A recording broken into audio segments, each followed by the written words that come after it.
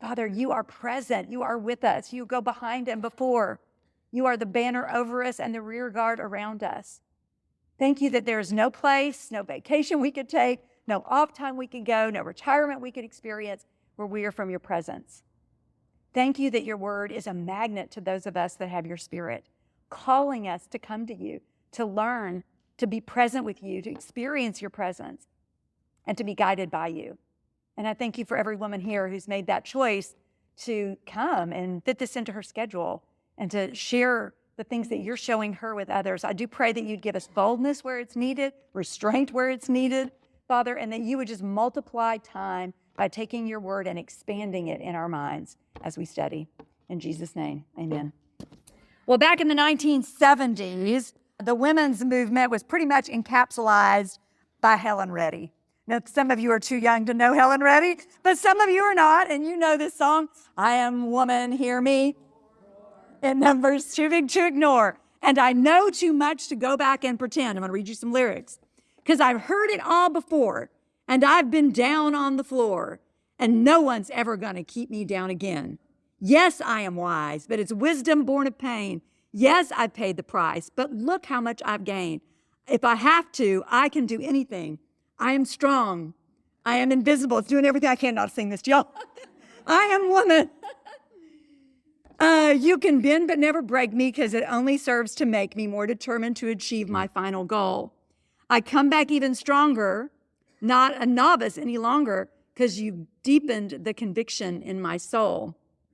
I am woman, watch me grow. See me standing toe to toe as I spread my loving arms around the land. But I'm still a little embryo, never realized that word was in there, with such a long, long way to go until I make my brother understand. And there you have the essence of the conflict between men and women and the tension that kind of came to a head in Western American culture, really in the 70s with the Equal Rights Amendment and the women's liberation movement. She finishes with, I am woman, I am invincible, I am strong, I am woman, I am woman, I am woman. And it really does capture the essence of what went wrong in the garden.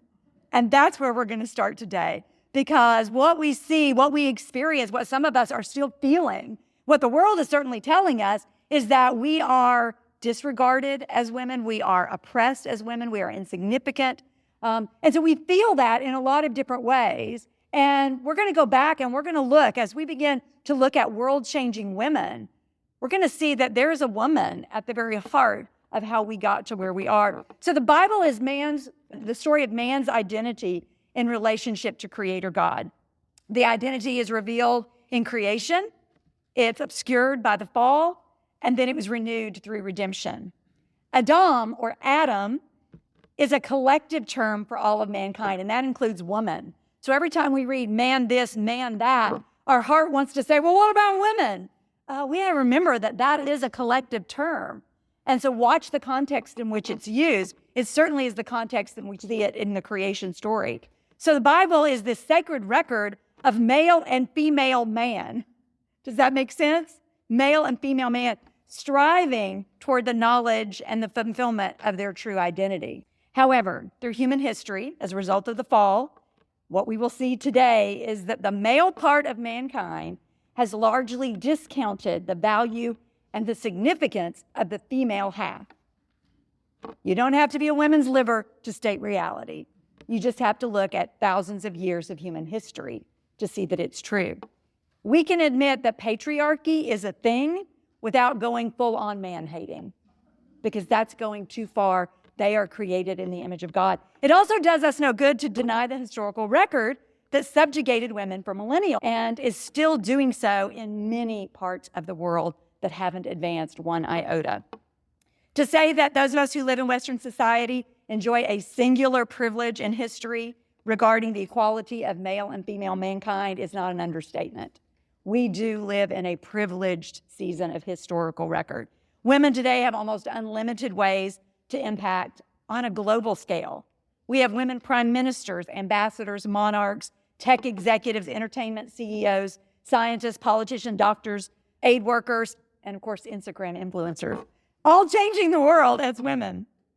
Our minds, our voices, our resources, and our ideas have so many vehicles at our disposal.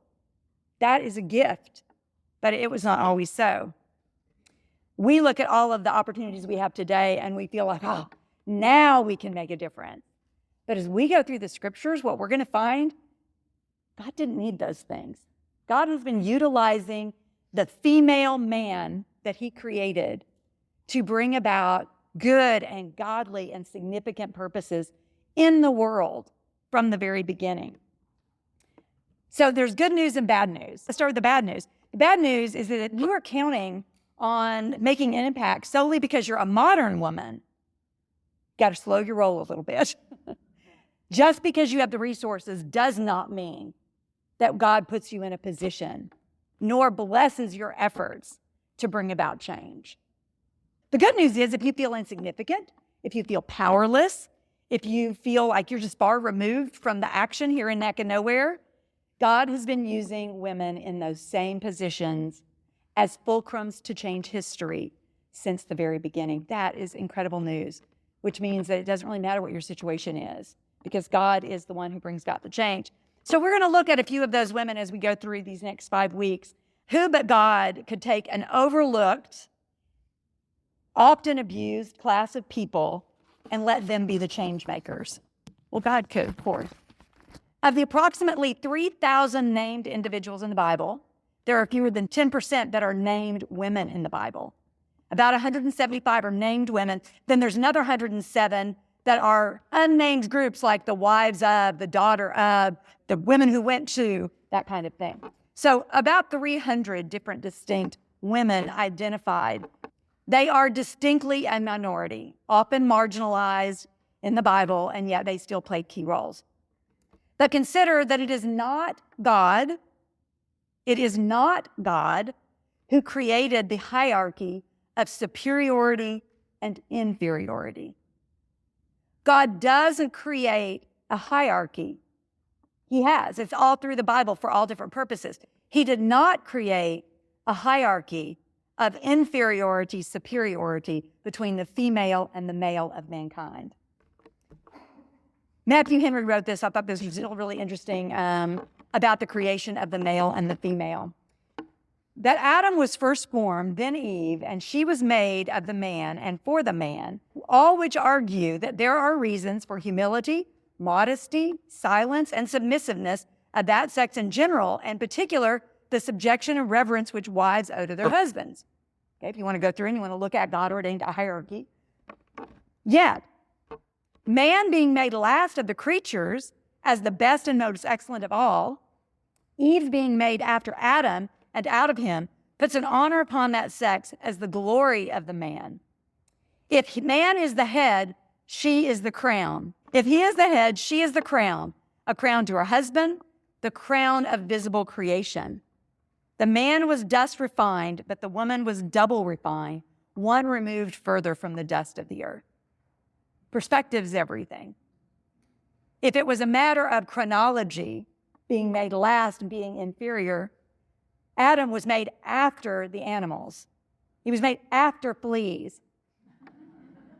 He was made after cockroaches and bushes and slugs. Does that make him inferior to those things? Because chronologically, he was made second.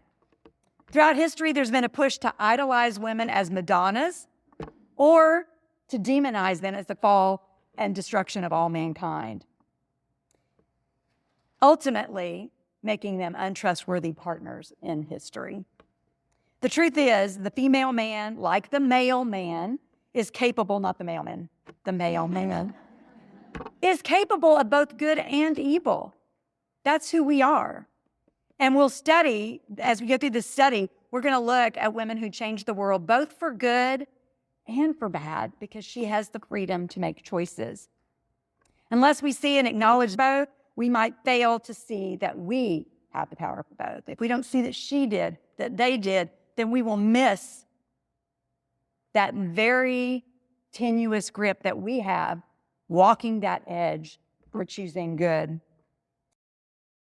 Before God, we are without excuse as to the age that we live in, the opportunities we do and don't have, the respect that we are and are not shown. While those things may or may not be fair, and those are things that we should and should not work for, it does not leave us with an excuse not to pursue using the influence that he's given us in the season that we're in for the purposes that he has. I love 2 Peter 1:3-9. On your handout, it's in the margin. You'll be able to refer back to it again at the end of this study, probably when you go home, because you'll notice there's so much material. But I just want to read this to you. When we think about these words were written just after the days where Jesus walked the earth. We're removed from these by 2,000 years. Women were not in prominent positions of societal influence. This was still a patriarchal world and would be locked in it for another 18 or 1900 years. And yet, this is what we had. Jesus has the power of God, and his power has been given to us everything that we need to live a life devoted to God. We have these things because we know him. Jesus chose us by his glory and goodness, through which he also gave us the very great and rich gifts that he's promised us. With these gifts, you can share in being like God. And so you will escape the ruin that comes to people in the world because of the evil things that they want. Hold on to that, because that encapsulates the idea of identity. And it's going to be the first place that you're going to start when you go to your lesson. With these gifts, we can share being like God. We're made in his image. And so you will escape the ruin that comes to people in the world because of the evil things they want, alternative identities.